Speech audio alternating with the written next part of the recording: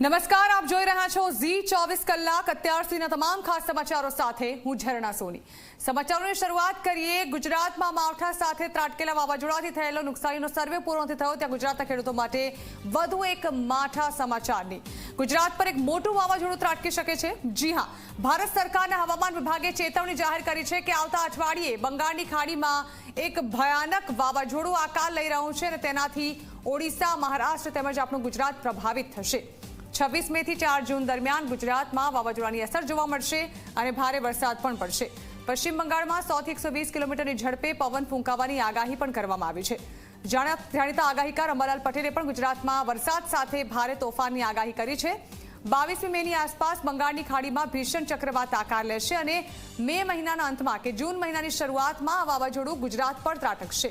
તો એક વાવાઝોડાની નુકસાનીનો સર્વે પૂરો નથી થયો, ત્યાં તો ગુજરાત પર વધુ એક ચક્રવાતનો ખતરો મંડાવવાનું શરૂ થઈ ગયું છે. દક્ષિણ પૂર્વીય તટ ઉપર લગભગ જે પૂર આવે એવી સ્થિતિનું નિર્માણ થશે. પશ્ચિમ બંગાળમાં પણ ભારે વરસાદ થશે અને આ વરસાદ જે છે એ પૂર્વ ભારત સુધી થશે, પણ તેની અસર મધ્ય ગુજરાતના ભાગો સુધી થવાની શક્યતા રહેશે.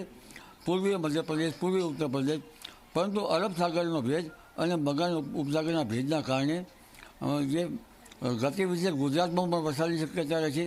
તે પહેલાં રોહિણી નક્ષત્રનો વરસાદ અંગે જોઈએ તો તારીખ 26 થી 4 જૂન સુધીમાં ભારે ગાજવીજ અને આંધીવંટો સાથે ગુજરાતના ભાગમાં વરસાદ થવાની શક્યતા રહેશે. ત્યારબાદ ચોમાસું જે શરૂ થશે ત્યારે 7 થી 14 જૂનમાં મૃગશીર નક્ષત્રમાં વરસાદ થવાની શક્યતા રહેશે અને 14 થી 28 જૂન વચ્ચે ભારે તેજ ગતિના પવન સાથે ચોમાસું વરસાદ થશે. વીજળીના કડાકા ભડાકા થશે, કાચા મકાનના સાપડા ઉડી જાય તેવી પવનની ગતિ રહેશે. એટલે વાવાઝોડાની અસર, ત્યારબાદ જે શરૂઆતમાં ચોમાસાની અસર પણ પવનની ગતિ સાથે થશે અને અત્યારે પણ ભારે ગરમી સાથે આંધી વંટોનું